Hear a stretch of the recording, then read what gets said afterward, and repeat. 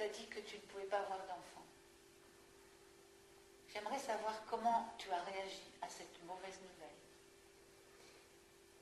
Ma réaction a été assez dure, dans le sens où, pour moi, le fait de ne pas avoir d'enfant, c'était, ma vie n'avait plus de sens, en fin de compte. Et j'avais qu'une envie, c'était d'arrêter ma vie, de donner fin à ma vie à ce moment-là, tout simplement. J'ai envie de vivre une vie, puisque je ne pouvais pas fonder une famille. Et ça s'est répercuté comment dans la pratique? Dans la pratique, ça s'est répercuté par un repli sur soi, plus envie de faire quoi que ce soit, plus envie de sortir, vraiment un état de déprime, quoi. Vraiment un repli sur moi-même. Et tu as demandé de l'aide à ce moment-là? Est-ce que tu as eu un instinct de demander de l'aide ou à une personne ou à peut-être Dieu? Est-ce que Dieu dans ta vie avait une place à ce moment-là? Dieu à ce moment-là dans ma vie n'avait aucune place, et chercher de l'aide, ça me venait pas du tout à l'idée, quoi. C'était non, aucune aide. Pourquoi faire après tout, ma vie s'arrête là, point à la ligne. Donc Dieu n'avait pas à ce moment-là... Non, Dieu n'avait aucune place dans ma vie. J'en avais entendu parler. Mon frère aîné avait fait ses communions par tradition, parce que mes parents étaient en bon terme avec des amis. Et moi, quelque part, Dieu, non, ça n'avait pas percuté. J'avais aucune idée, aucune notion. Ouais, Dieu, bon, il existe peut-être, mais je ne me sentais pas concernée du tout. Et c'est arrivé en fait combien de temps après ton mariage avec Claude? Ça s'est passé en fin de compte 11 ans après notre mariage. Et il y avait tout un cheminement qu'on a fait, et on avait décidé de fonder une famille, de commencer à se déplacer beaucoup pour son travail. Donc on avait envie de poser nos valises et donc de fonder une famille à ce moment-là. Et voilà. Ça a été la catastrophe. Quand je me suis réveillée, le lendemain de l'opération, le chirurgien est venu me voir et m'a annoncé que si je voulais avoir des enfants, pour moi, ça ne serait pas possible naturellement, sinon que par moyen assisté, c'est-à-dire par une fécondation in vitro. Et ça t'a interpellé? Est-ce que tu as voulu faire cette intervention? Tout de suite, c'est un peu comme un grand coup de massue pour se lever sur la tête. Et non, ça ne disait rien du tout de tenter l'expérience. On l'a tenté par la suite, 2 ans après, quand je commençais sous antidépresseurs, quand je commençais à aller un peu mieux dans ma tête. On a tenté, et c'était un échec total. Et comment est-ce que toi, Claude, tu as réagi à cette mauvaise nouvelle qui en fait était un peu une destruction de votre couple, parce étant donné qu'il n'y avait pas de construction, donc il y avait destruction. Et à ce moment-là, comment toi tu as réagi à cette mauvaise nouvelle? Cette nouvelle n'était pas facile à accepter. Déjà au travail ça n'allait pas, je ne voyais pas mon fils, je ne voyais plus parce que j'ai été marié une fois, divorcé, tout qui va bien quoi, comme d'habitude, mais bon, comme j'arrivais avec mes propres moyens à me sortir de tout ça, j'ai dit je vais encore pouvoir m'en sortir, il n'y a pas de problème, je suis fort, je suis un homme, je dois pouvoir m'en sortir. Comme je m'étais toujours sorti des situations difficiles. Donc tu comptais sur toi, sur tes propres forces. Oui, avec moi qui pouvais me sortir de ce genre de situation. Qui pouvait d'autre venir à mon secours? Donc tu vivais quand même dans un stress, et au niveau du travail, il y avait des problèmes, puisque ta femme te téléphonait souvent, et c'était une inquiétude constante. Et aussitôt que le téléphone sonnait, ça y est, je disais, qu'est-ce qu'elle a encore fait? Elle est où encore? Parce qu'elle était sous antidépresseur, mais elle avait toujours envie de se suicider, alors c'était un gros problème. Je me disais, qu'est-ce qu'elle a encore fait? Où est-elle encore? Parce qu'elle a essayé plusieurs fois de se suicider. Donc, et ça n'a jamais marché? Et ça n'a jamais marché. Ça n'a jamais réussi. Non, jamais tenté. Il y avait toujours on pourrait presque dire comme s'il y avait quelque chose qui m'empêchait de passer à l'acte quelque part. Quelque part, tu étais déjà un peu protégée, tu ne sais pas par quoi, tu ne sais pas par qui, mais il y avait quand même une intervention que tu ne comprenais pas. Apparemment, moi, j'ai toujours eu une protection depuis le jour où je suis née. C'est une réalité pour chacun de nous. Oui. C'est vrai. Encore faut-il la déceler, la reconnaître aussi. Voilà. La reconnaître. Donc, pour toi, Claude, il n'était pas question d'une intervention autre que la tienne. C'était oui. la seule valable, Oui. celle qui pouvait marcher. Donc, tu ne pensais pas du tout que Dieu pouvait faire quelque chose dans cette situation. Parce que Dieu, c'était quoi pour toi? Dieu, c'était rien pour moi. J'ai fait ma communion privée, ma communion solennelle, comme tout le monde, de tradition. Mes parents nous ont mis à l'église. Bon, mais pour moi, Dieu, j'avais entendu parler de Dieu, mais sans savoir qui il était. Parce que j'avais jamais fait de recherche, c'était pas intéressant. Quand on est gamin, on a d'autres idées en tête. Après ça, quand on grandit, on a les études qui finissent, le travail qui commence, c'est une autre vie. Après ça, c'est le mariage, c'est une autre vie. Et puis on continue sans se soucier de quoi que ce soit, surtout pas de Dieu. On a l'impression qu'on a déjà tout, quoi. Donc on n'a pas besoin d'autre chose. On n'a pas besoin de Dieu qui pourrait venir dans cette famille pour faire quelque chose. Pour faire quoi, en fin de compte? Pour faire quoi? Pour faire quoi? Parce Alors que que tu nous, on peut le faire. Voilà. Exactement. C'est la réflexion de beaucoup de personnes, hein, je pense. Tu n'es pas le seul, tu n'es pas la seule non plus. Et donc, à un moment quand même, qu'est-ce qui s'est passé pour toi? Tu n'es pas resté dans cette situation. Bien non, parce que c'était invivable. Je ne pouvais plus vivre dans ces situations-là. Plus rien n'allait, il y avait tout qui allait de travers. Je me faisais rembarrer de partout. Je faisais beaucoup de sport avec mon épouse pour essayer d'oublier tout ça, mais même dans le sport, il n'y avait jamais la paix, il n'y avait jamais de... Tu vas chercher un moyen pratique encore pour pouvoir éliminer le problème. Oui. Parce que le problème était toujours là. Il a toujours été là, il était toujours là. Qu'il y avait une fuite, mais le problème restait là. Il était présent, il était constant. Ouais. Et qu'est-ce qui s'est passé quand même? Il s'est quand même passé quelque chose dans votre vie, parce que quand on voit maintenant Evelyne, elle est rayonnante. Alors qu'est-ce qui s'est passé? Eh bien, disons que je me suis rappelé quand même que peut-être il y avait un Dieu. Et c'est là que j'ai commencé à dire, Dieu, si tu existes, il faut que tu te montres. Si tu existes, donc tu ne croyais pas vraiment? Non. Tu ne croyais pas? C'était plutôt un cri au secours. Oui. Et là, je voudrais m'arrêter un petit peu pour vraiment m'adresser à ceux qui nous écoutent. En fait, on n'a pas besoin d'avoir une grande foi pour aller vers Dieu. C'est justement parce qu'on a besoin de lui que notre foi commence à grandir et à exister en Dieu. Claude n'avait pas la foi, il avait un besoin. Il a crié au secours, comme vous pouvez le faire aussi maintenant, de la même manière. Parce que peut-être que vous avez un problème, et ça j'en suis sûre, on en a tous des problèmes. Mais peut-être que ce problème-là, vous avez essayé de le régler, de le solutionner en allant voir une cartomancienne. Peut-être que cette personne vous a donné un avenir, bon ou mauvais, positif ou négatif, mais votre problème, vous l'avez toujours. Et il vous hante, il vous gâche vos nuits peut-être, vos journées. Peut-être que vous fumez à cause de ce problème que vous traînez depuis des années. Mais aujourd'hui, alors que vous nous écoutez, il y a quelqu'un qui a la solution à votre problème. C'est celui que Claude a rencontré pour régler ce problème qui est amené quelque peu, vous n'en parlez pas, mais une certaine division. Parce que même si vous vous aimiez, il manquait quand même quelque chose au milieu de tout ça. Au milieu de ce couple, il manque quelque chose. Et même si Evelyne n'a pas eu d'enfant, mais il y a quelqu'un qui est venu, je peux dire, remplacer ce besoin, remplacer cet amour que vous n'avez pas pu exprimer quand un être humain vient au monde et qui nous appartient, qui est la chair de notre chair. Et il y a quelqu'un de plus grand qui est venu au milieu. Et quand tu as crié au secours, si tu existes, Dieu, donc c'est quelque part un doute, mais Dieu entend. Amen. Dieu entend. Il a entendu ton cri. Dieu entend. Amen. Dieu entend. Il a entendu ton cri. Et il a répondu. Comment il a répondu?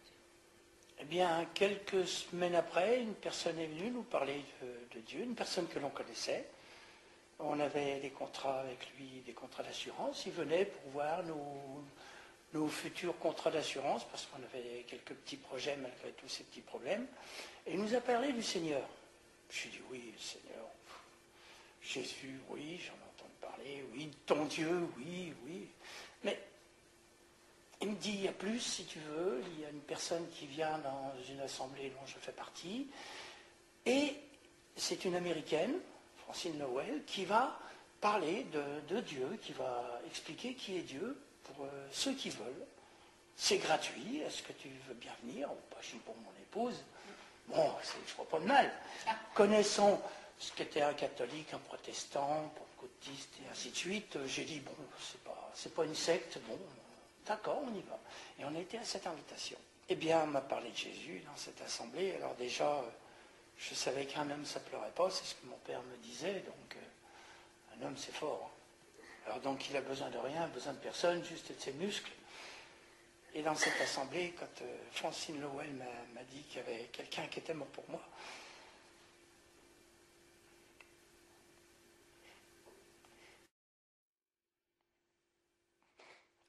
C'était là. quelqu'un est mort pour moi. Quelqu'un a donné sa vie pour moi.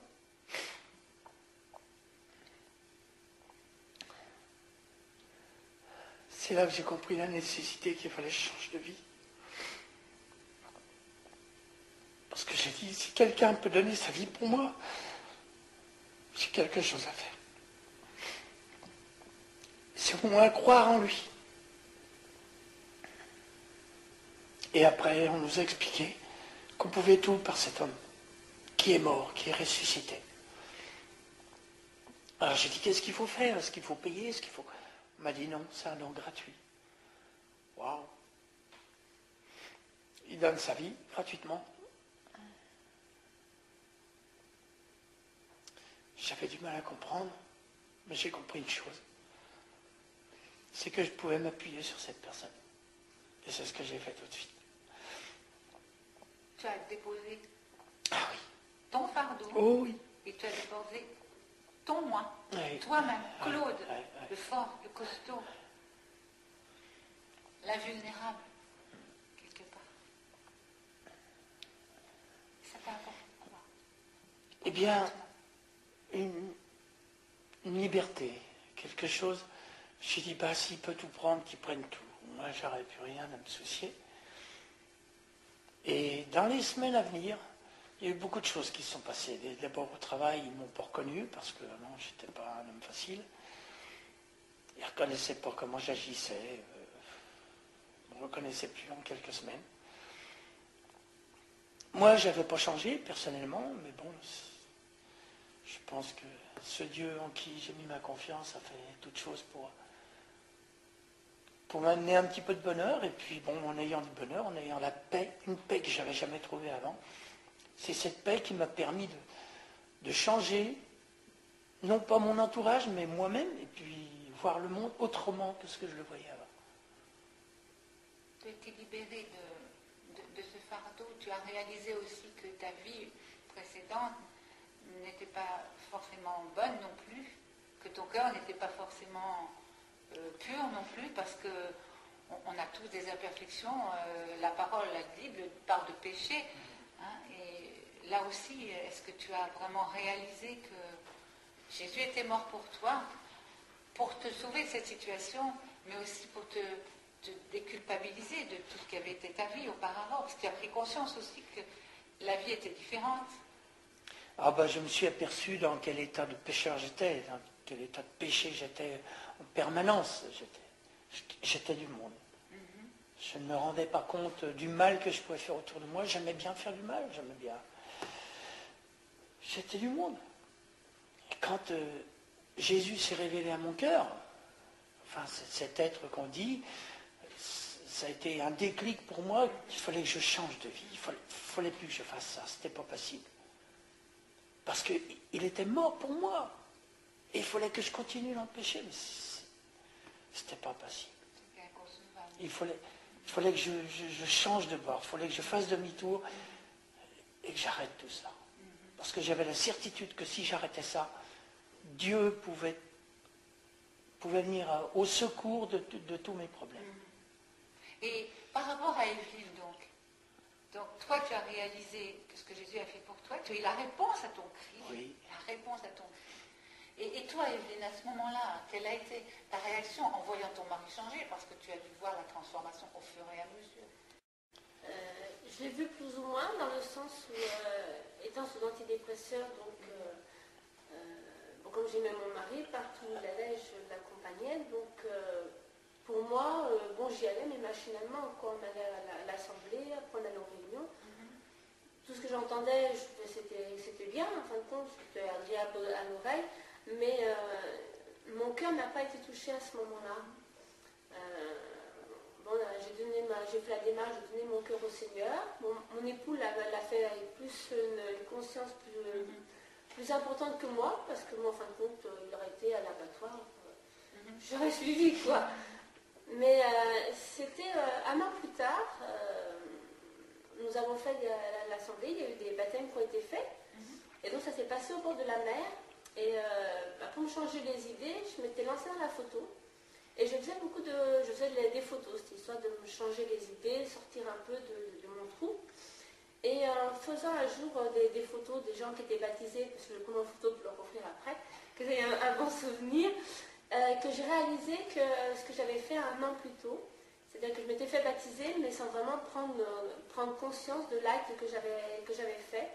Et en prenant ces photos des gens qui se faisaient baptiser, en écoutant leurs témoignages, que j'ai réalisé, moi, ce que j'avais fait un an plus tôt, c'était comme si j'avais des écailles qui étaient tombées devant mes yeux, comme s'il y avait une porte qui s'ouvrait devant moi, et un nouveau chemin, quelque chose de nouveau, un nouveau départ, je dirais plus un nouveau départ. Et au niveau de tes pensées négatives, de cette souffrance que tu avais psychologiquement, tu as ressenti aussi une différence en toi? C'était très long quand même, ça demandait beaucoup de temps. J'ai déjà commencé à plus réaliser en lisant la Bible. On m'a encouragée à lire la Bible. Et en lisant la Bible, j'ai plus cherché qui était en fin de compte ce Jésus, ce qu'il pouvait vraiment m'apporter, vraiment réaliser ce qu'il pouvait faire pour moi. Mais la guérison a été très très longue dans le temps. Ça demandait beaucoup de temps parce que Dieu avait vraiment un gros travail à faire. Mais il l'a fait. Il l'a fait. Parce qu'aujourd'hui, tu en es débarrassé. Oui, tout à fait. Tout à fait. Ça demandait de longues années de patience et de persévérance. À chaque instant, Dieu me soutenait. Souvent, je criais à lui. Je disais, mais pourquoi nous n'avons pas d'enfants? Pourquoi c'est ainsi? Pourquoi il y avait plein d'enfants autour de moi? Et pourquoi pas moi? Et Dieu, quelque part, avait mis quelque chose dans mon cœur, mais charnellement, mon corps s'y refusait.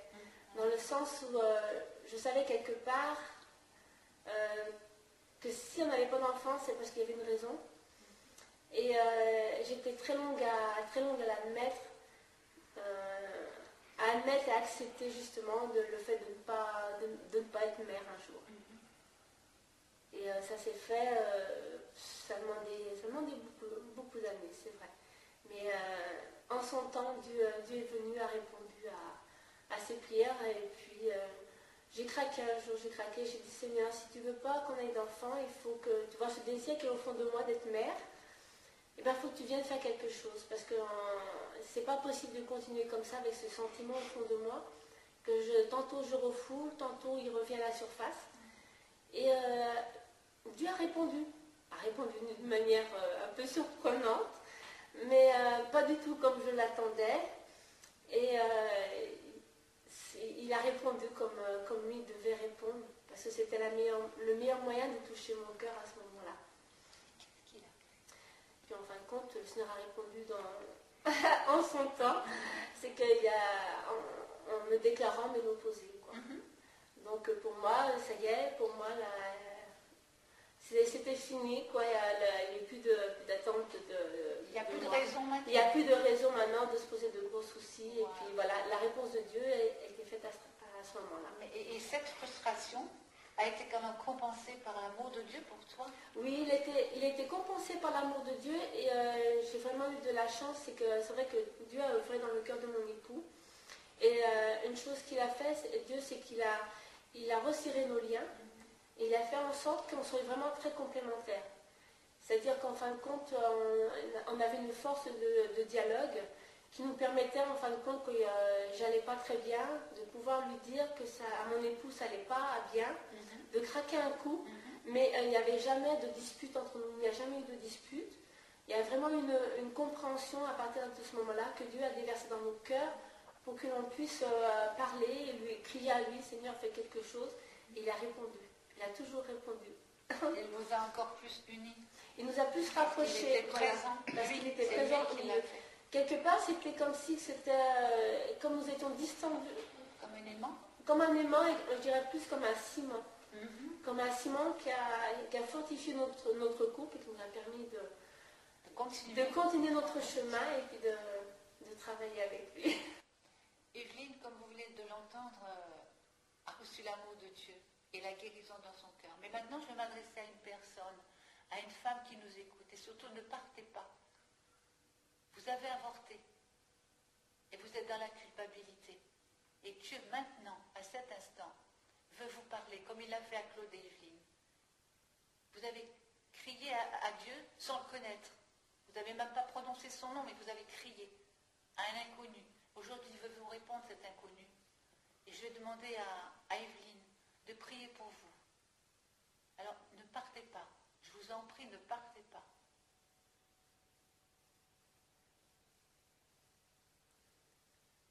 Seigneur, je te remercie pour ce que tu vas faire, pour ce que tu m'as apporté déjà. Je te rends gloire parce que tu es un Dieu tout-puissant, tu es le Dieu éternel, tu es celui qui ne change pas. Tu es celui, Seigneur, qui m'a délivré de la culpabilité aussi que j'avais. Et je sais que tu vas le faire aussi, Seigneur, pour cette personne. Parce que pour toi, Seigneur, aucune femme n'est différente.